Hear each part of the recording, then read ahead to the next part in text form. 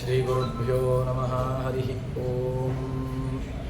ವ್ಯಾಸಾಯ ಭವನಾಶಾಯ ಶ್ರೀಶಾಯ ಗುಣರಾಶಯೇ ಹೃದ್ಯಾಯ ಶುದ್ಧವಿದ್ಯಾಯ ಮಧ್ವಾಯ ಚ ನಮೋ ನಮಃ. ಭವತಿ ಧನುಭಾವ ಬೇಡಮೋ ಭೋಗವಾಗ್ಮಿ ಜಡಮತಿರಪಿ ಜಂತು ಜಾಯತೆ ಪ್ರಾಜ್ಞಮೂಲಿಃ ಸಕಲವಚನಚೇತೋ ದೇವತಾ ಭಾರತೀ ಸಾ ಮಮ ವಚಸಿ ದತ್ತಾಂ ಸನ್ನಿಧಿಂ ಮಾನಸೇ ಚ. ತಪೋ ವಿದ್ಯಾ ವಿರಕ್ತ್ಯಾದಿ ಸದ್ಗುಣೌಘಾಕರಾರಹಂ ವಾದಿರಾಜಗುರೂನ್ ವಂದೇ ಹಯಗ್ರೀವಪದಾಶ್ರಯಾನ್. ಮಿಥ್ಯಾ ಸಿದ್ಧಾಂತ ದುರ್ಧ್ವಾಂತ ವಿಧ್ವಂಸನ ವಿಚಕ್ಷಣಃ ಜಯತೀರ್ಥಾಖ್ಯತನ ನಿರ್ಭಾಸತಾಂ ನೋ ಹೃದಂಬರೇ. ಅರ್ಥಿಕಲ್ಪಿತಕಲ್ಪೋಯಂ ಪ್ರತ್ಯರ್ಥಿಗಜಕೇಸರಿ ವ್ಯಾಸತೀರ್ಥಗುರುರ್ಭೂಯಾದಸ್ಮದಿಷ್ಟಾರ್ಥಸಿದ್ಧಯೇ. ಪೂಜ್ಯಾಯ ರಾಘವೇಂದ್ರಾಯ ಸತ್ಯಧರ್ಮರತಾಯ ಚ ಪತಿತಾಂ ಕಲ್ಪವೃಕ್ಷಾಯ ನಮತಾಂ ಕಾಮಧೇನವೇ. ಬ್ರಹ್ಮಚರ್ಯ ಹರಿಪ್ರೀತಿ ಸುವಿದ್ಯಾವಾದಶಾಲಿನಃ ಇಷ್ಟದಾನ್ ಕಷ್ಟಹರ್ತೃನ್ನಃ ವಿದ್ಯಾಮಾನ್ಯಾನ್ ಮುನೀನ್ ನಮಃ. ಶ್ರೀಗುರುಭ್ಯೋ ನಮಃ ಹರಿ ಓಂ.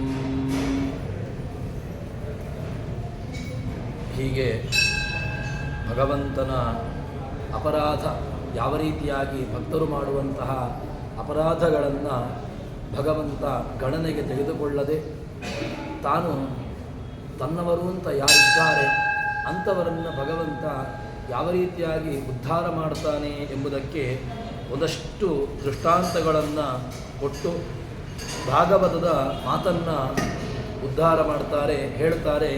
ಶೃಣ್ವನ್ ಗೃಣನ್ ಸಂಸ್ಮರನ್ ಜನಸಂಖ್ಯೆಯ ನಾಮಾನಿ ರೂಪಾಣಿ ಚ ಮಂಗಲಾನಿ ತೇ ಕ್ರಿಯಾಸು ಯಚ್ಚರಣಾರಿವಿಂದಯೋ ಆವಿಷ್ಟಚಿತ್ತೋ ಅಭವಾಯ ಕಲ್ಪತೆ. ಯಾರು ಭಗವಂತನನ್ನು ಸದಾಕಾಲದಲ್ಲೂ ಕೂಡ ಸ್ಮರಣೆ ಮಾಡಿಕೊಂಡು ಯಾರು ಅವನ ಸ್ತೋತ್ರಾದಿಗಳನ್ನು ಗುಣಗಾನ ಮಾಡ್ತಾನೋ ಅಂಥವನಿಗೆ ಮತ್ತೆ ಪುನಃ ಭವದ ಈ ಸಂಸಾರದ ಕಟ್ಟುಪಾಡುಗಳು ಅವನನ್ನು ಬಾಧಿಸೋದಿಲ್ಲ ಎಂಬುದಾಗಿ ಹೇಳುತ್ತಾರೆ. ಅದಾದ ಮೇಲೆ ಮುಂದೆ ಶ್ರೀ ವಿರಿಂಚಾದ್ಯಮರನುತ ನಾನಾವತಾರವ ಮಾಡಿ ಸಲಹಿದ ದೇವತೆಗಳನ್ನು ಋಷಿಗಳನ್ನು ಕ್ಷಿತಿಪರನು ಮಾನವರ ಸೇವೆಗಳ ಕೈಕೊಂಡು ಫಲಗಳ ನೀವ ನಿತ್ಯಾನಂದಮಯ ಸುಗ್ರೀವ ಧ್ರುವ ಮೊದಲಾದ ಭಕ್ತರಿಗಿತ್ತ ಪುರುಷಾರ್ಥ. ಭಗವಂತ ಪುರುಷಾರ್ಥಗಳನ್ನು ನೀಡುವುದರಲ್ಲಿ ಮುಖ್ಯವಾದಂತಹ ಪುರುಷಾರ್ಥಗಳು ಯಾವುದು ಅಂತ ಕೇಳಿದ್ರೆ ಧರ್ಮ, ಅರ್ಥ, ಕಾಮ, ಮೋಕ್ಷ. ಅದರಲ್ಲಿ ಪರಮುಖ್ಯವಾಗಿ ಎಲ್ಲರೂ ಕೂಡ ಬಯಸುವಂತಹದ್ದು ಅದು ಯಾವುದು ಅಂತಂದರೆ ಅದು ಮೋಕ್ಷ. ಆ ಮೋಕ್ಷ ಪುರುಷಾರ್ಥವನ್ನೇ ನೀಡುವಂತಹ ಒಂದು ಸಾಮರ್ಥ್ಯ ಅದು ಭಗವಂತನಿಗೆ ಮಾತ್ರ ಇರುವಂತಹದ್ದು. ಹೇಳ್ತಾರೆ, ರಮಾಬ್ರಹ್ಮಾದಿಗಳಿಂದ ಎಲ್ಲರಿಂದಲೂ ಕೂಡ ಜಗತ್ತಿಗೆ ಯಾವಾಗ ಎಲ್ಲ ಪೀಡೆಗಳು ಉಂಟಾಗ್ತವೋ ಆ ಸಂದರ್ಭದಲ್ಲಿ ಆ ಉದ್ಧಾರ ಮಾಡುವಂತಹದ್ದು ಯಾರು ಅಂತ ಕೇಳಿದ್ರೆ ಕೇವಲ ಭಗವಂತ ಮಾತ್ರ. ದೇವತೆಗಳು ಹೋಗಿ ಸ್ತೋತ್ರ ಮಾಡುವುದು ಯಾರನ್ನ ಅಂತಂದರೆ ಆವಾಗಲೂ ಕೂಡ ಭಗವಂತನನ್ನೇ. ಶ್ರೀ ವಿರಿಂಚಾದ್ಯಮರನುತ ಅಂತ ನಾನಾವತಾರವ ಏನು ದೇವತೆಗಳಿಗೋಸ್ಕರವಾಗಿ ಭಕ್ತರನ್ನು ಅನುಗ್ರಹ ಮಾಡುವುದಕ್ಕೋಸ್ಕರವಾಗಿ ಭಗವಂತ ಏನು ಮಾಡ್ತಾನೆ ಅಂತ ಕೇಳಿದ್ರೆ ಬೇರೆ ಬೇರೆ ರೀತಿಯಾಗಿರತಕ್ಕಂತಹ ಅವತಾರಗಳನ್ನು ತಾನು ತೆಗೆದುಕೊಂಡು ಋಷಿಗಳನ್ನು, ದೇವತೆಗಳನ್ನು, ರಾಜರನ್ನು ಎಲ್ಲರನ್ನೂ ಕೂಡ ತನ್ನವರು ಅಂತ ಯಾರಿದ್ದಾರೆ ಅವರೆಲ್ಲರನ್ನೂ ಕೂಡ ಭಗವಂತ ಸಂರಕ್ಷಣೆ ಮಾಡ್ತಾನೆ, ಅವರನ್ನು ಉದ್ಧಾರ ಮಾಡ್ತಾನೆ. ಅದಾದ ಮೇಲೆ ಹೇಳ್ತಾರೆ, ಸೇವೆಗಳ ಕೈಕೊಂಡು ತನ್ನವರು ತನಗೋಸ್ಕರವಾಗಿ ಯಾರು ಸೇವೆಯನ್ನು ಮಾಡ್ತಾರೆ, ಯಾರು ತನ್ನವರು ಅಂತ ಇದ್ದಾರೋ ಅಂಥವರಿಗೆ ಭಗವಂತ ಎಲ್ಲ ರೀತಿಯಾದಂತಹ ಪುರುಷಾರ್ಥಗಳನ್ನು ಏನೆಲ್ಲ ಅವರಿಗೆ ಬೇಕೋ ಆ ಎಲ್ಲ ಪುರುಷಾರ್ಥಗಳನ್ನು ಕೂಡ ಧರ್ಮಾರ್ಥ, ಕಾಮ, ಮೋಕ್ಷ ಇದೆಲ್ಲವನ್ನೂ ಕೂಡ ನೀಡಲಿಕ್ಕೆ ಒಬ್ಬ ಸಾಮರ್ಥ್ಯವುಳ್ಳವನು ಅದು ಭಗವಂತ ಮಾತ್ರ ಅಂತ ಹೇಳಿಕೊಂಡು ಹೀಗೆ ಅವನನ್ನು ಹೇಳ್ತಾರೆ. ಪಂಚಾತ್ಮಕ ಸ ಭಗವಾನ್ ಷಡಾತ್ಮಕೋ ಭೂತ್ ಪಂಚದ್ವಯಿ ಶತಸಹಸ್ರೋ ಪರಮಿತಿಶ್ಚ ಏಕಸ್ಸಮೋಪ್ಯಖಿಲ ದೋಷ ಸಮುಜ್ಜಿತೋಪಿ ಸರ್ವತ್ರ ಪೂರ್ಣಗುಣತೋಪಿ ಬಹೂಭವೋ ಭೂತ್ ಅಂತ ಹೇಳಿಕೊಂಡು ಆ ಭಗವಂತನಿಗೆ ಅನೇಕ ರೂಪಗಳು. ಅವನನ್ನು ಕೇಳುವಾಗ ಒಂದಲ್ಲ ನಾನಾ ರೀತಿಯಾದಂತಹ ಅವತಾರಗಳನ್ನು ಅನೇಕ ರೀತಿಯಾದಂತಹ ಅವತಾರಗಳನ್ನು ಭಗವಂತ ತೆಗೆದುಕೊಳ್ತಾನೆ. ಪರಮಾತ್ಮನೇ ಸದನೇಕ ರೂಪಿಣೆ ದಶರೂಪಿಣೆ ಅಂತ ಹೇಳಿಕೊಂಡು ಒಂದಲ್ಲ ಅನೇಕ ರೂಪಗಳು. ಈ ಎಲ್ಲ ಅನೇಕ ರೂಪಗಳು ಕೂಡ ಭಗವಂತ ಯಾರಿಗೋಸ್ಕರವಾಗಿ ತಾನು ತೆಗೆದುಕೊಳ್ಳುವಂತಹದ್ದು ಅಂತ ಕೇಳಿದರೆ, ಭಕ್ತರನ್ನು ಯಾರು ತನ್ನವರು ಅಂತ ಇದ್ದಾರೆ ಅವರಿಗೋಸ್ಕರವಾಗಿ ಭಗವಂತ ಅವರ ಉದ್ಧಾರಕ್ಕೋಸ್ಕರವಾಗಿ ತಾನು ಅನೇಕ ರೀತಿಯಾದಂತಹ ಅವತಾರಗಳನ್ನು ತೆಗೆದುಕೊಳ್ಳುತ್ತಾನೆ. ಇದಾದ ಮೇಲೆ ಆ ಧ್ರುವನಿಗೆ ಅದೇ ರೀತಿಯಲ್ಲಿ ಸುಗ್ರೀವನಿಗೆ ಆ ರಾಮರೂಪನಾಗಿರತಕ್ಕಂತಹ ಸಂದರ್ಭದಲ್ಲಿ ಭಗವಂತ ಸುಗ್ರೀವನಿಗೆ ಆ ವಾಲಿಯನ್ನು ಸಂಹಾರ ಮಾಡಿ ಅಲ್ಲಿ ಸುಗ್ರೀವನನ್ನು ಮುಂದೆ ಪಟ್ಟಾಭಿಷಿಕ್ತನನ್ನಾಗಿ ಮಾಡಿ ಅಲ್ಲಿಂದ ರಾಜ್ಯ ಬಡಿಸ್ತಾನೆ. ಅದಾದ ಮೇಲೆ ಮುಂದೆ ಧ್ರುವನಿಗೆ ಅನೇಕ 36,000 ವರ್ಷಗಳ ಕಾಲ ಅವನಿಗೆ ದೀರ್ಘವಾದಂತಹ ಚಕ್ರಾಧಿಪತ್ಯ. ಆ ಧ್ರುವ ಅಷ್ಟು ದೊಡ್ಡ ಪದವಿಯನ್ನು ಏರಬೇಕು ಅಂತಾದರೆ ಆರಂಭದಲ್ಲಿ ತಾನು ಎಷ್ಟೇ ರೀತಿಯಾದಂತಹ ಕಷ್ಟವನ್ನು ಪಟ್ಟಿದ್ದರೂ ಕೂಡ ಭಗವಂತ ಅವನ ಆ ಒಳಗಿರತಕ್ಕಂತಹ ಶುದ್ಧವಾದಂತಹ ಅಂತಃಕರಣದಿಂದಾಗಿ ಪ್ರಹ್ಲಾದ, ಅದೇ ರೀತಿಯಾಗಿ ಗಜೇಂದ್ರ ಎಲ್ಲ ದೃಷ್ಟಾಂತಗಳು ಕೂಡ ಭಗವಂತ ಅವರಲ್ಲಿರತಕ್ಕಂತಹ ನಿಷ್ಕಲ್ಮಶವಾದಂತಹ ಪ್ರೀತಿ, ಆ ನಿಷ್ಕಲ್ಮಶವಾದಂತಹ ಸ್ನೇಹದಿಂದ ನೋಡಿ ಭಗವಂತ ಅವರಿಗೆ ಅನುಗ್ರಹವನ್ನು ಮಾಡಿರತಕ್ಕಂತಹದ್ದು. ಅದಾದ ಮೇಲೆ ಎಷ್ಟು ಆ ಧ್ರುವ ನಕ್ಷತ್ರ ಈಗಲೂ ಕೂಡ ಆ ಧ್ರುವ ನಕ್ಷತ್ರದ ಆಧಿಪತ್ಯ ಇದು ಭಗವಂತ ನೀಡಿರತಕ್ಕಂತಹ ಒಂದು ದೊಡ್ಡ ಮೋಕ್ಷ ರೀತಿಯಾದಂತಹದ್ದು. ಇಷ್ಟು ಕರುಣಾಶಾಲಿಯಾಗಿರತಕ್ಕಂತಹ ಭಗವಂತ ಅವನನ್ನು ಸ್ಮರಣೆ ಮಾಡಬೇಕು ಅಂತಾಯಿತು. ಎಲ್ಲ ಸ್ಮರಣೆ ಮಾಡಿದ್ದರಿಂದಾಗಿ ಆಗುವಂತಹ ಏನಾದರೂ ಫಲ ಏನಾದರೂ ಇದೆಯೋ ಅಂತ ಕೇಳಿದರೆ ಅದಕ್ಕೆ ಆ ಫಲವನ್ನು ಹೇಳ್ತಾರೆ. ವಾಸ್ತವಿಕವಾಗಿ ಭಗವಂತನನ್ನು ಸ್ಮರಣೆ ಮಾಡಿದ್ದರಿಂದಾಗಿ ಯಾವುದೇ ರೀತಿಯಾಗಿರತಕ್ಕಂತಹ ನಷ್ಟ ಎಂಬುದು ಇಲ್ಲವೇ ಇಲ್ಲ. ಅದರಿಂದ ದುಷ್ಟದಾನವಹರಣ ಸರ್ವೋತ್ಕೃಷ್ಟ ಸದ್ಗುಣಭರಿತ ಭಕ್ತಾಭೀಷ್ಟದಾಯಕ ಭಯವಿನಾಶಕ ವಿಗತ ಭಯಶೋಕ ನಷ್ಟ ತುಷ್ಟಿಗಳಿಲ್ಲ ಸೃಷ್ಟ್ಯಾದಿ ಅಷ್ಟಕರ್ತರಿಗೆ ಆವಕಾಲದಿ ಹೃಷ್ಟನಾಗುವ ಸ್ಮರಣೆ ಮಾತ್ರದಿ ಹೃದ್ಗುಹಾವಾಸಿ. ಭಗವಂತನಿಗೆ ನಾವು ಏನನ್ನೋ ಕೊಟ್ಟು ಅವನನ್ನು ತೃಪ್ತಿಪಡಿಸ್ತೇನೆ, ಅವನಿಗೆ ನಾವು ಯಾವುದನ್ನು ನೀಡಿದ್ದರಿಂದಾಗಿ ಭಗವಂತ ನಮಗೋಸ್ಕರವಾಗಿ ತೃಪ್ತನಾಗ್ತಾನೆ ಇಲ್ಲ. ಭಗವಂತನನ್ನು ತೃಪ್ತಿಪಡಿಸಲಿಕ್ಕೆ ಮಹತ್ತರವಾದಂತಹ ದೊಡ್ಡದಾದಂತಹ ಸಾಧನೆಗಳು ಯಾವುದೂ ಬೇಕಾಗಿಲ್ಲ. ಏನು ಮಾಡಬೇಕು ಅಂತ ಕೇಳಿದ್ರೆ ದುಷ್ಟವದಾನವ ಹನನ. ಭಗವಂತ ಅವತಾರ ಮಾಡುವಂತಹ ಮುಖ್ಯವಾದಂತಹ ಕಾರ್ಯ ಏನು ಕೇಳಿದರೆ ದುಷ್ಟ ದೈತ್ಯಾನ ನಿಧನಾಯ ಚ ಅಂತ ಕೃಷ್ಣಾವತಾರದಲ್ಲಿ ನಾವು ನೋಡ್ತೇವೆ. ದೈತ್ಯರ ಸಂಹಾರ. ಭಗವಂತ ಯಾವ ಕಾಲಕ್ಕೂ ಕೂಡ ಅವತಾರವನ್ನು ಮಾಡಿದಾಗ ಅದರಲ್ಲಿ ಮುಖ್ಯವಾಗಿ ಅವನು ಮಾಡಿದಂತಹ ದೊಡ್ಡ ಕಾರ್ಯ ಏನು ಕೇಳಿದರೆ ಅದು ದೈತ್ಯರ ಸಂಹಾರ, ದೈತ್ಯರ ನಾಶ. ಇದಾದ ಮೇಲೆ ಹೇಳ್ತಾರೆ, ಅಷ್ಟು ಮಾತ್ರವಲ್ಲದೆ ಸರ್ವೋತ್ಕೃಷ್ಟ ಅವನ ಮಹತ್ತರವಾದಂತಹ ಇನ್ನೊಂದು ಅತ್ಯುತ್ಕೃಷ್ಟವಾದಂತಹ ಗುಣ ಏನು ಕೇಳಿದರೆ ಸರ್ವೋತ್ಕೃಷ್ಟ. ಉಳಿದಂತಹ ಯಾವೆಲ್ಲ ಜೀವರಾಶಿಗಳಿದ್ದಾರೆ ಎಲ್ಲ ಜೀವರಾಶಿಗಳಿಗಿಂತಲೂ ಕೂಡ ಉತ್ಕೃಷ್ಟನಾದವನು. ಇಡೀ ಜಗತ್ತಿಗೆ ಉತ್ಕೃಷ್ಟನಾಗಿ ಇಡೀ ಜಗತ್ತನ್ನು ಪಾಲನೆ ಮಾಡುವಂತಹ ಸಾಮರ್ಥ್ಯ ಅದು ಅವನಲ್ಲಿರುವಂತಹದ್ದು. ಅಂತಹ ಭಗವಂತ ಭಯವಿನಾಶಕ ವಿಗತ ಭಯಶೋಕ. ಅವನಿಗೆ ಯಾವುದೇ ರೀತಿಯಾದಂತಹ ಲೌಕಿಕವಾಗಿರತಕ್ಕಂತಹ ಭಯಗಳಾಗಲಿ ಅಥವಾ ಇನ್ನಿತರ ಯಾವುದೇ ರೀತಿಯಾದಂತಹ ಭಯಗಳು ಭಗವಂತನಿಗಿಲ್ಲ. ವಿಗತ ಭಯಶೋಕ. ಯಾವ ಕಾಲಕ್ಕೂ ಕೂಡ ಭಯ ಎಂಬುದು ಅವನಲ್ಲಿ ಇಲ್ಲವೇ ಇಲ್ಲ ಅಂತ ಹೇಳ್ತಾರೆ. ಮತ್ತು ನಷ್ಟ ತುಷ್ಟಿಗಳಿಲ್ಲ. ಯಾವುದನ್ನೋ ಒಂದು ಪಡೆದುಕೊಂಡಾಗ ಸಂತೋಷ, ಯಾವುದನ್ನೋ ಒಂದು ಕಳೆದುಕೊಂಡಾಗ ಶೋಕ, ಇದು ಅವನಿಗೆ ಇಲ್ಲವೇ ಇಲ್ಲ. ಯಾವ ಕಾಲಕ್ಕೂ ಕೂಡ ಭಯಾದಿಗಳು ಭಗವಂತನಿಗೆ ಭಯರಹಿತ. ಭಯ ಯಾರಿಗೆ ಅಂತ ಕೇಳಿದರೆ ಜೀವರಿಗೆ ಭಯ. ಹುಟ್ಟತಕ್ಕಂತಹ ಜೀವರಾಶಿಗಳಿಗೆ ಭಯವನ್ನು ಹೇಳ್ಬೋದು. ಆದರೆ ಇವನಿಗೆ ಯಾವತ್ತೂ ಕೂಡ ಭಯ ಎಂಬುದಿಲ್ಲವೇ ಇಲ್ಲ. ಭಯ ರಹಿತನಾಗಿರತಕ್ಕಂಥವನು. ವಿಗತ ಭಯ ಶೋಕ ಮತ್ತು ಸೃಷ್ಟ್ಯಾದಿ ಅಷ್ಟಕರ್ತೃ. ನಮೇ ಪಾರ್ಥಾಸ್ತಿ ಕರ್ತವ್ಯಂ ತ್ರಿಷು ಲೋಕೇಶು ಕಿಂಚನ ನಾನಾವಾಪ್ತಮವಾಪ್ತವ್ಯಂ ವರ್ತ ಏವಚ ಕರ್ಮಣಿ. ಕೃಷ್ಣನ ಮಾತನ್ನು ನಾವು ನೋಡೋದು ಅಂತಾದರೆ ನಾನಾವಾಪ್ತಮವಾಪ್ತವ್ಯಂ ನಮೇ ಪಾರ್ಥಾಸ್ತಿ ಅಮೇ ಪಾರ್ಥಾಸ್ತಿ ತ್ರಿಷು ಲೋಕೇಶು ಕಿಂಚನ. ಕೃಷ್ಣ ಭಗವದ್ಗೀತೆಯಲ್ಲಿ ಹೇಳುವಂತಹ ಮಾತು ಏನು ಅಂತ ಕೇಳಿದರೆ, ನಮೇ ಪಾರ್ಥಾಸ್ತಿ ತ್ರಿಷು, ನನಗೆ ಲೋಕದಿಂದ ಆಗಬೇಕಾದ್ದು ಏನೂ ಇಲ್ಲ ಅಂತ ಹೇಳ್ತಾರೆ. ಯಾಕೆ ಅಂತ ಕೇಳಿದ್ರೆ ತ್ರಿಷು ಲೋಕೇಶು ಕಿಂಚನ ಮತ್ತು ನಾನಾವಾಪ್ತಮವಾಪ್ತವ್ಯಂ ವರ್ತಯೇವಚ ಕರ್ಮಣಿ. ನನಗೆ ಲೋಕದಿಂದಾಗಿ ನನಗೇನಾದರೂ ಸಿಗ್ತದೆ ಇದಿಲ್ಲವೇ ಇಲ್ಲ. ನಾನು ಎಲ್ಲವನ್ನೂ ಪಡೆದುಕೊಂಡಿರತಕ್ಕಂಥವನು. ಆದ್ದರಿಂದ ಲೋಕದಿಂದಾಗಿ ನನಗೇನೋ ಒಂದು ಸಿಗಬೇಕು ಎಂಬುದನ್ನು ನಾನು ಯಾವ ಕಾಲಕ್ಕೂ ಬಯಸೋನಲ್ಲ ಅಂತ ಹೇಳ್ತಾರೆ. ಮತ್ತು ಸೃಷ್ಟ್ಯಾದಿ ಅಷ್ಟಕರ್ತರಿಗೆ ಆವಕಾಲದಿ ಸೃಷ್ಟನಾಗುವ ನಾವು ಏನನ್ನ ಅವನಲ್ಲಿ ಪಡೆದುಕೊಳ್ಳುತ್ತೇವೆಯೋ ಅಷ್ಟಕ್ಕೇನೆ ಭಗವಂತ ನಮಗೆ ಸಂತುಷ್ಟನಾಗ್ತಾನೆ. ಸಂತುಷ್ಟನಾಗತಕ್ಕಂತಹ ಭಗವಂತ ಸ್ಮರಣೆ ಮಾತ್ರವೇ ನಾವು ಅವನಿಗೆ ಕೊಡಬಹುದಾದಂತಹ ಒಂದೇ ಒಂದು ಅದು ಏನು ಕೇಳಿದ್ರೆ ಸ್ಮರಣೆ ಮಾತ್ರ.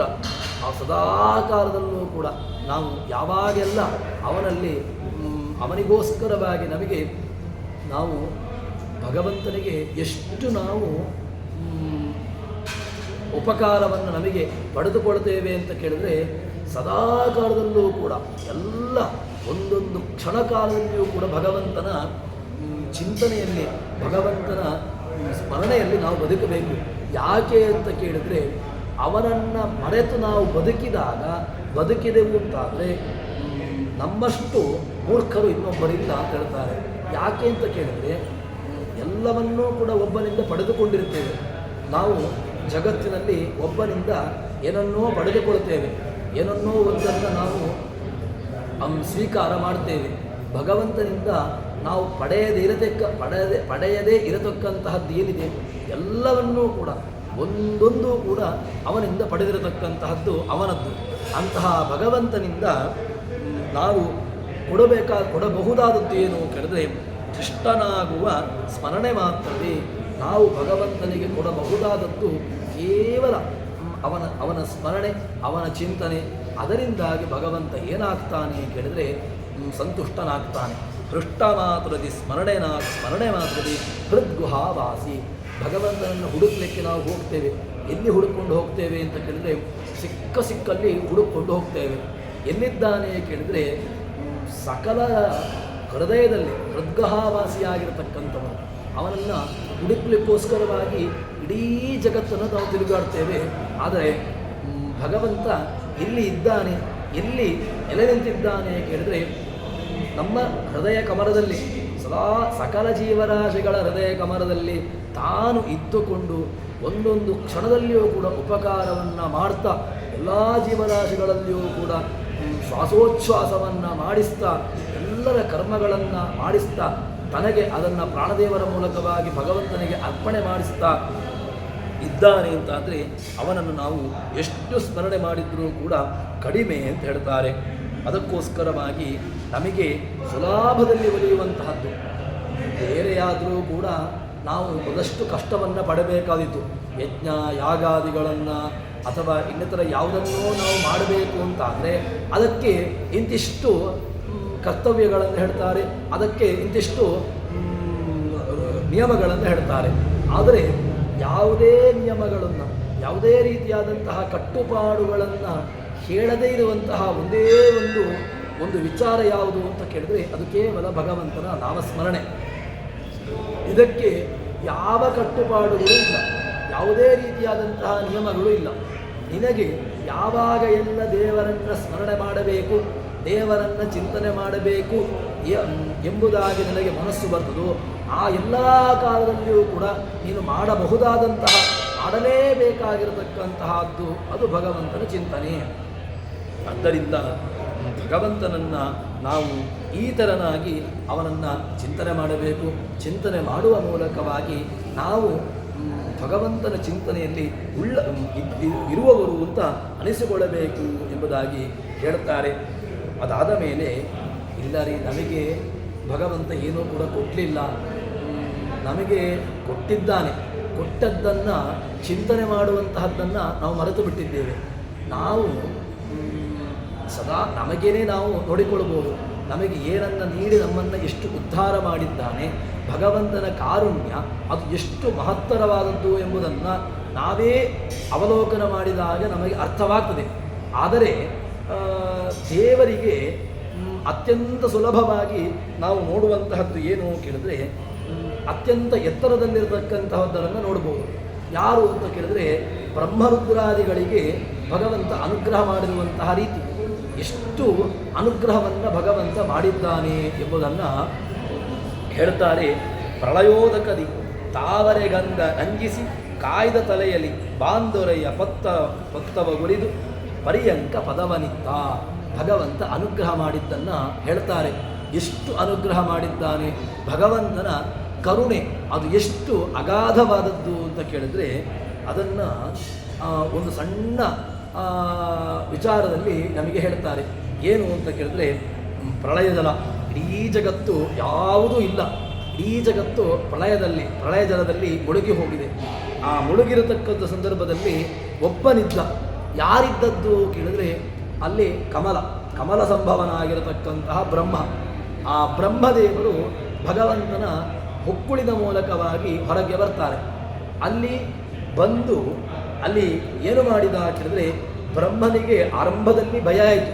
ಏನೂ ಇಲ್ಲ ಜಗತ್ತಲ್ಲಿ, ಪೂರ್ಣವಾಗಿರತಕ್ಕಂತಹ ಕತ್ತಲೆ, ಪೂರ್ಣವಾಗಿರತಕ್ಕಂತಹ ನೀರು, ಅವ್ಯಾಕೃತವಾದಂತಹ ಲಕ್ಷ್ಮೀದೇವಿಯೇ ಅಲ್ಲಿ ಏನಾಗಿದ್ದಾಳೆ ಕೇಳಿದ್ರೆ ನೀರಾಗಿದ್ದಾಳೆ, ಅದೇ ರೀತಿಯಾಗಿ ಕತ್ತಲೆ ಆಗಿದ್ದಾಳೆ. ಇಂತಹ ಅಗಾಧವಾಗಿರತಕ್ಕಂತಹ ಗಾಢವಾದಂತಹ ನೀರು, ಅದೇ ರೀತಿಯಾಗಿ ಕತ್ತಲೆ, ಈ ಎರಡರಿಂದಲೂ ಕೂಡ ಬ್ರಹ್ಮ ಆರಂಭದಲ್ಲಿ ಭಯಗೊಂಡ. ಅಂತಹ ಬ್ರಹ್ಮದೇವರು ಆರಂಭದಲ್ಲಿ ಭಯಗೊಂಡರೂ ಕೂಡ ಮತ್ತೇನು ಮಾಡಿದ ಕೇಳಿದ್ರೆ, ಅವನಿಗೆ ಅನುಗ್ರಹವನ್ನು ಮಾಡಿದ್ದಾನೆ. ಆರಂಭದಲ್ಲಿ ಯಾರೂ ಕಾಣ್ತಾ ಇಲ್ಲ, ತಾನೊಬ್ಬರೇ ಇದ್ದಾನೆ. ಜಗತ್ತಲ್ಲಿ ಇನ್ಯಾವುದೇ ರೀತಿಯಾದಂತಹ ಜೀವರಾಶಿಗಳು ಕಾಣ್ತಾ ಇಲ್ಲ. ಆ ಕಾಣದೇ ಇರತಕ್ಕಂತಹದರಲ್ಲಿ ತಾನು ಮಾತ್ರ ಕಾಣ್ತಾ ಇದ್ದಾನಲ್ವ. ಅದರಿಂದ ಅಂಜಿದಂತೆ ನಟಿಸಿದ. ವಾಸ್ತವಿಕವಾಗಿ ಬ್ರಹ್ಮದೇವರಿಗೂ ಕೂಡ ಈ ಯಾವುದೇ ರೀತಿಯಾದಂತಹ ಭಯಾದಿಗಳು ಇಲ್ಲ. ಆದರೂ ಕೂಡ ಲೌಕಿಕವಾಗಿರತಕ್ಕಂತಹ ನೀತಿಯನ್ನು ಅನುಸರಿಸಿಕೊಂಡು ಭಗವಂತ ಆ ಬ್ರಹ್ಮದೇವರು ಅಂಜಿದಂತೆ ಬೆದರಿದಂತೆ ತೋರಿಸಿಕೊಂಡು, ಅದಾದ ಮೇಲೆ ಮುಂದೆ ಹೇಳ್ತಾರೆ, ಅದಾದ ಮೇಲೆ ಬಾಂದೊರೆಯ ಗಂಗಾ ಭಗವಂತನ ಕಾಲ ಒಡದಿಂದ ಅಂಗುಷ್ಟದಿಂದ ಹರಿದಿರತಕ್ಕಂತಹ ದೇವನದಿ ಗಂಗೆ, ಆ ಗಂಗೆಯನ್ನು ಏನು ರುದ್ರದೇವರು ತನ್ನ ತಲೆಯಲ್ಲಿ ಧಾರಣೆ ಮಾಡಿದ್ದಾರೆ. ಆ ತಲೆಯಲ್ಲಿ ಧಾರಣೆ ಮಾಡಿರತಕ್ಕಂತಹ ಗಂಗೆಯನ್ನು ಏನು ಮಾಡಿದ ಅಂತ ಕೇಳಿದರೆ, ಅವರಿಗೆ ಮುಂದಿನ ಕಲ್ಪದಲ್ಲಿ ಶೇಷ ಪದವಿಯನ್ನು ಮುಂದೆ ಇದನ್ನೇ ವಾದಿರಾಜರು ಹೇಳುವಾಗ ಈಶಸ್ಯ ಅಹೀಶ ಪದವಿ ಭಾಸೆಯನ್ನುವ ಭಾವಿನಿ ಅಂತ ಹೇಳಿಕೊಂಡು ಅಲ್ಲಿ ಸ್ತೋತ್ರವನ್ನು ಮಾಡ್ತಾರೆ. ಈಶಸ್ಯ ಅಹೀಶ ಪದವಿ, ಈಶನಿಗೆ ಅಹೀಶ ಪದವಿಯನ್ನು, ಇನ್ನು ಶೇಷ ಪದವಿಯನ್ನು ಅಲಂಕರಿಸಲಿಕ್ಕಿದ್ದಾನೆ. ಅಂತಹ ಅಹೀಶ ಪದವಿಯನ್ನು ಅಲಂಕರಿಸಲಿಕ್ಕಿರತಕ್ಕಂತಹ ಶೇಷನನ್ನು ಅಲ್ಲಿ ರುದ್ರದೇವರಿಗೆ ಅಂತಹ ಭಗವಂತ ಏನು ಮಾಡಿದ ಕೇಳಿದರೆ, ಶೇಷ ಪದವಿಯನ್ನು ಮುಂದಿನ ಈಗಿನ ಏನು ರುದ್ರದೇವರಿಗೆ ಭಗವಂತನ ಹಾಸಿಗೆಯಾಗುವಂತಹ, ಭಗವಂತನ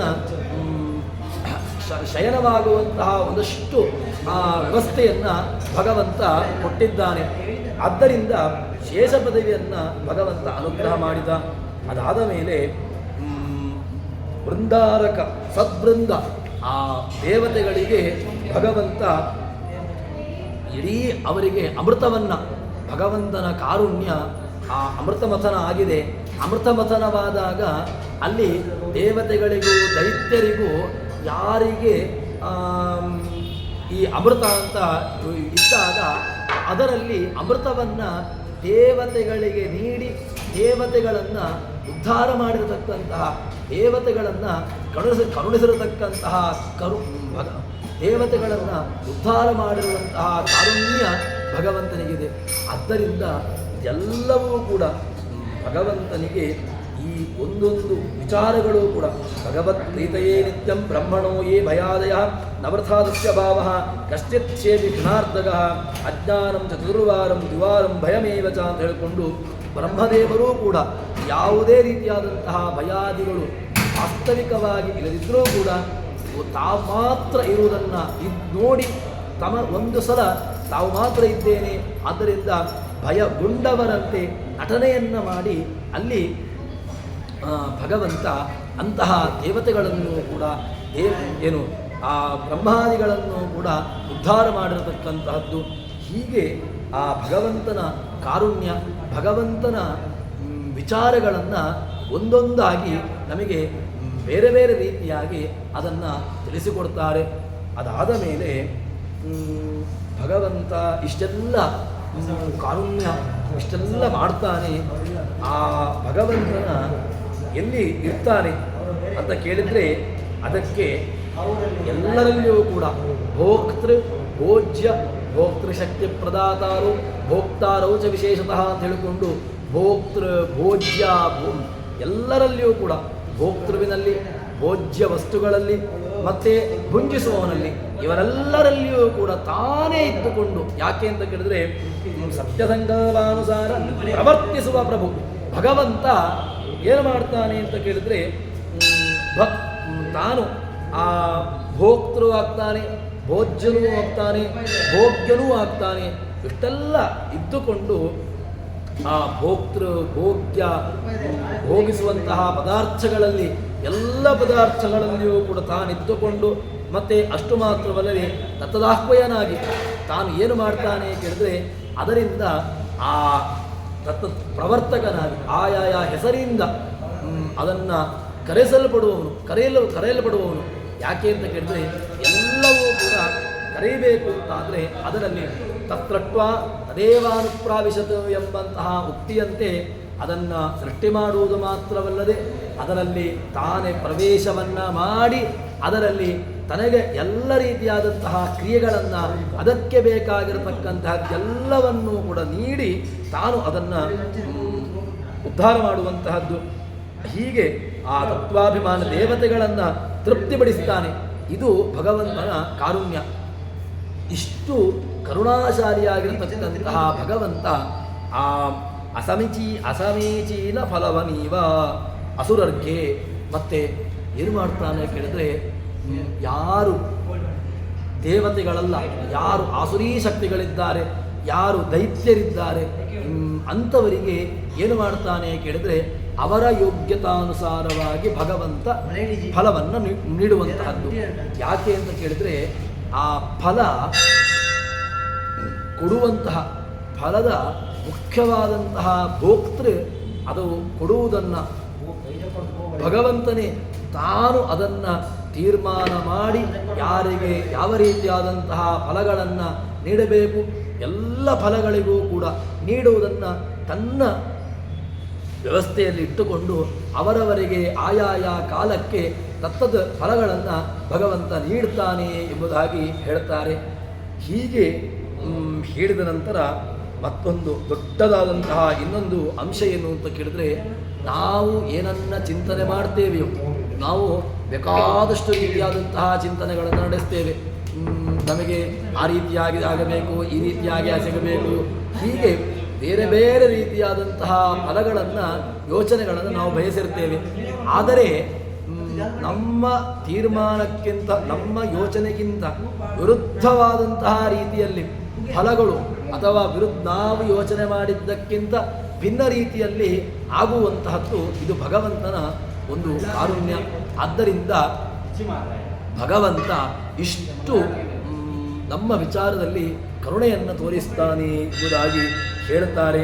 ಅದಕ್ಕೋಸ್ಕರವಾಗಿ ನಾವು ಒಂದೊಂದು ಕ್ಷಣ ಅಲ್ಲೇ ಇತ್ತಲ್ಲ ಎಲ್ಲ ಕಾಲದಲ್ಲೂ ಕೂಡ ನಾವು ಮುಖ್ಯವಾಗಿ ಚಿಂತನೆ ಮಾಡಲೇಬೇಕಾಗಿರತಕ್ಕಂತಹದ್ದು ಯಾರನ್ನ ಅಂತ ಕೇಳಿದ್ರೆ ಅದು ಭಗವಂತನನ್ನು. ಅಂತಹ ಭಗವಂತನನ್ನು ಎಲ್ಲಿ ಆ ಕಾಲ ಈ ಕಾಲ ಅಂತಲ್ಲದೆ ಸಕಲ ಕಾಲದಲ್ಲಿಯೂ ಕೂಡ ಅವನನ್ನು ಚಿಂತನೆ ನಡೆಸಬೇಕು ಅಂಥೇಳಿ. ಸರಿ, ಇನ್ನೊಂದು ಮುಖ್ಯವಾಗಿ ಅಲ್ಲ, ದೇವರನ್ನು ಸ್ಮರಣೆ ಮಾಡಬೇಕು ಅಂತಾದರೆ ಅದು ಹೇರಯಾಪಿ ನಮಸ್ಕೃತಃ ಅಂತ ಒಂದು ಮಾತನ್ನು ಹೇಳ್ತಾರೆ. ನಮಗೆ ನಮಸ್ಕಾರ ಮಾಡಬೇಕು ಅಂತ ಇಚ್ಛೆ ಇಲ್ಲ, ಆದರೂ ಕೂಡ ಒಂದಷ್ಟು ಜನ ನಮಸ್ಕಾರ ಮಾಡ್ತಾರೆ. ಅದರಿಂದಾಗಿ ನಾನು ನಮಸ್ಕಾರ ಮಾಡುವ ಅಂತ ಹೇಳಿಕೊಂಡು ನಮಸ್ಕಾರವನ್ನು ಮಾಡಿದ್ದರಿಂದಾಗಿ ನಮ್ಮನ್ನು ಉದ್ಧಾರ ಮಾಡುವಂತಹ ಕರುಣೆ ಭಗವಂತನಿಗಿದೆ. ಹೇಳ್ತಾರೆ, ನಾವು ಚಾಕರಿಗಳ ಬಿಟ್ಟಿಗಳ ನೆವದಿಂದಾಗಲಿ ಹೊಟ್ಟೆಗೋಗುವಾಗಲಿ ಬೇರೆ ಬೇರೆ ಯಾವುದೇ ರೀತಿಯಾದಂತಹ ಮನಸ್ಸಿನಲ್ಲಿ ಭಗವಂತನ ಚಿಂತನೆ ಇಲ್ಲ, ಭಗವಂತನ ಸ್ಮರಣೆ ಇಲ್ಲ.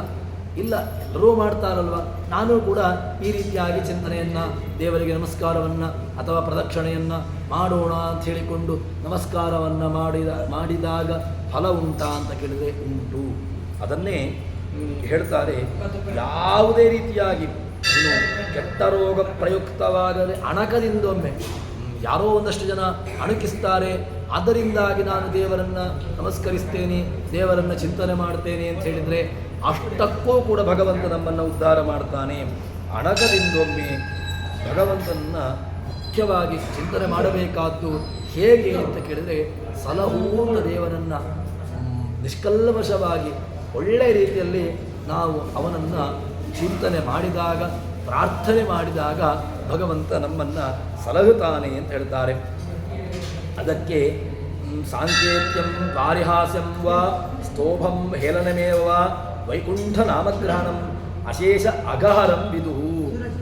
ಭಗವಂತನ ಚಿಂತನೆಗೆ, ಭಗವಂತನ ನಾಮಕ್ಕೆ ಎಷ್ಟು ಫಲ ಇದೆ ಕೇಳಿದರೆ ಅದಕ್ಕೆ ಮಹತ್ತರವಾದಂತಹ ಫಲವನ್ನು ಹೇಳ್ತಾರೆ.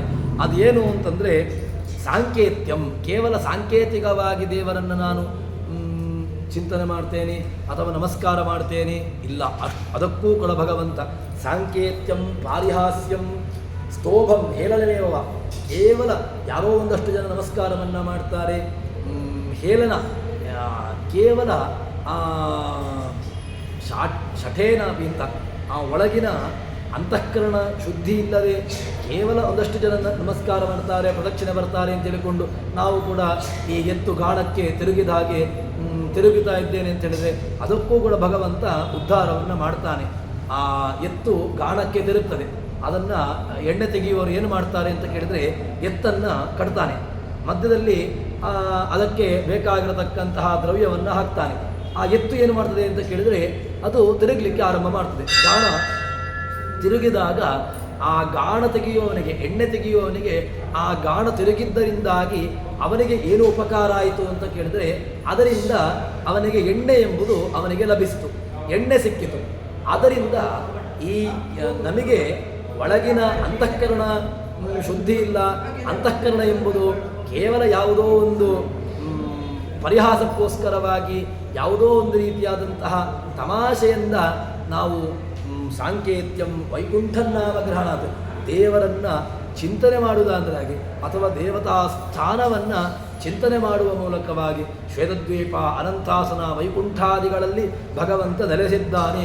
ಇಂತಹ ಸ್ಥಳಗಳಲ್ಲಿ ಭಗವಂತ ತಾನು ಬೇರೆ ಬೇರೆ ರೂಪದಿಂದ ಇದ್ದಾನೆ ಎಂಬುದನ್ನು ಚಿಂತನೆ ಮಾಡಿದ್ದರಿಂದಾಗಿಯೂ ಕೂಡ ಭಗವಂತ ಏನು ಮಾಡ್ತಾನೆ ಕೇಳಿದರೆ ಸರ್ವಥಾ ಅಗಹರಂ, ಅದರಲ್ಲಿ ಮತ್ತೆ ಸಂಶಯ ಬೇಡ.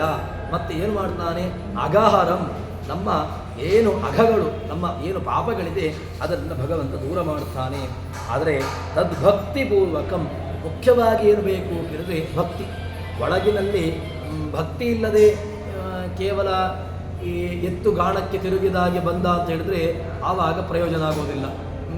ಒಳಗಡೆ ಏನಾದರೂ ಕೂಡ ಒಳಗಡೆ ಸ್ವಲ್ಪ ಆದರೂ ಇತ್ತು ಅಂತಾದರೆ ಆವಾಗ ಭಗವಂತ ಅನುಗ್ರಹ ಮಾಡ್ತಾನೆ ಎಂತೆಂಬುದಾಗಿ ಹೇಳ್ತಾರೆ. ನಾರಾಯಣೋ ಮಿತ್ಯಲಂ ಇತಿ ಅನ್ಯ ಹೇಳನ ವಿಷಯತ್ವೇನ, ಯಾವುದೇ ಒಂದು ನೀನು ದೇವರನ್ನು ಬೇರೆ ಬೇರೆ ನಾಮಗಳಿಂದ ಚಿಂತನೆ ಮಾಡು, ಕರಿ. ಆವಾಗ ಕರೆದದ್ದಿಂದಾಗಿ ಏನಾಗ್ತದೆ ಅಂತ ಕೇಳಿದರೆ ಅದರಿಂದ ಆಗುವಂತಹ ಮಹತ್ತರವಾದಂತಹ ಫಲ ಏನು ಕೇಳಿದರೆ ಸರ್ವತಾ ಅಗಹರಂ, ಅದರಿಂದ ಮತ್ತೆ ಪುನಃ ಯಾವುದೇ ರೀತಿಯಾಗಿ ನಿನಗೆ ಸಂಶಯ ಬೇಡ. ಸರ್ವಥಾ ಅಗಹರಂ, ಇನ್ನು ಒಳಗಿರತಕ್ಕಂತಹ ಅನೇಕ ಜನ್ಮಾರ್ಜಿತ ಪಾಪ ಸಂಚಯಂ ಅಂತ ಹೇಳ್ತೇವಲ್ವ, ಹರತ್ತಿ ಅಶೇಷಂ ಸ್ಮೃತ ಮಾತ್ರ ಏವ ಅಂತ. ಅಶೇಷವಾದಂತಹ ನಮ್ಮ ಅಘವನ್ನು ಅದು ದೂರ ಮಾಡ್ತದೆ ಅಂತ ಹೇಳ್ತಾರೆ. ಇಷ್ಟು ಮಹತ್ತರವಾದಂತಹ ಫಲವನ್ನು ಕೊಡುವಂತಹದ್ದು ಭಗವಂತನ ನಾಮ, ಭಗವಂತನ ಸ್ಮರಣೆ ಎಂಬುದಾಗಿ ಹೇಳ್ತಾರೆ. ಇದಾದ ಮೇಲೆ ಭಗವಂತರಿಗೆ ಅದಕ್ಕೆ ಪ್ರಮಾಣಗಳು ಬೇಕಾದಷ್ಟು ಹೇಳ್ತಾರೆ. ಸಕೃದುಚ್ಛರಿತೋ ಈಸ್ತು ಕೃಷ್ಣೇತಿ ನವಿಶಂತಿತೆ ಗರ್ಭಾಗಾರ ಗೃಹಂ ಮಾತುರು ಯಥಾ ಯಮಲೋಕಂಚ ದುಸ್ಸಹಂ ಅಂತ. ತಾಯಿಯ ಗರ್ಭವನ್ನು ಪ್ರವೇಶ ಮಾಡಬಾರ್ದು ಅಂತ ಆಸೆ ಇದೆ. ಆದರೆ ಗರ್ಭಗೃಹವನ್ನು ಪ್ರವೇಶ ಮಾಡಬಾರ್ದು ಅಂತ ಆದರೆ ಏನಪ್ಪ ಅದಕ್ಕೆ ಮಾರ್ಗ ಏನು ಅಂತ ಹೇಳಿದರೆ, ಗರ್ಭಾಗಾರಕ್ಕೆ ಪ್ರವೇಶ ಆಗಬಾರ್ದು ಅಂತಿದ್ದರೆ ಅದಕ್ಕಿರತಕ್ಕಂತಹ ಒಂದೇ ಒಂದು ಮಾರ್ಗ ಕೃಷ್ಣೇದೆ ಸಂಸ್ತುತಂ. ಯಾರು ಭಗವಂತನನ್ನು ಸಂಸ್ತುತಂ, ಚೆನ್ನಾಗಿ ಸಮ್ಯಕ್ ಸ್ತುತಂ, ಚೆನ್ನಾಗಿ ಸ್ಮರಣೆ ಮಾಡಬೇಕು, ಚೆನ್ನಾಗಿ ಗಾನ ಮಾಡಬೇಕು, ಚೆನ್ನಾಗಿ ಹೇಳಬೇಕು. ಯಾರು ಚೆನ್ನಾಗಿ ಸ್ತೋತ್ರವನ್ನು ಮಾಡ್ತಾನೆ ಅಂಥವರದ್ದು ಮತ್ತೆ ಪುನಃ ಮಾತುರುಗೃಹಂ, ಮತ್ತೆ ಪುನಃ ತಾಯಿಯ ಗರ್ಭಗೃಹವನ್ನು ಪ್ರವೇಶ ಮಾಡುವುದಿಲ್ಲ ಅಂತ ಹೇಳ್ತಾರೆ. ಅದಾದ ಮೇಲೆ ಶಾಠ್ಯೇನಾಪಿ ನಮಸ್ಕೂರ್ವಂ ಕುರ್ವತ ಶಾಂಗಪಾಣಯೇ ಶತಜನ್ಮಾರಿದಂ ಪಾಪಂ ದಶ್ಯತ್ಯೇವರ ಸಂಶಯ ಅಂತ ಹೇಳಿಕೊಂಡು ಕೃಷ್ಣಾಮೃತ ಮಹಾನವದ ಮಾತನ್ನು ಇಲ್ಲಿ ಹೇಳ್ತಾರೆ.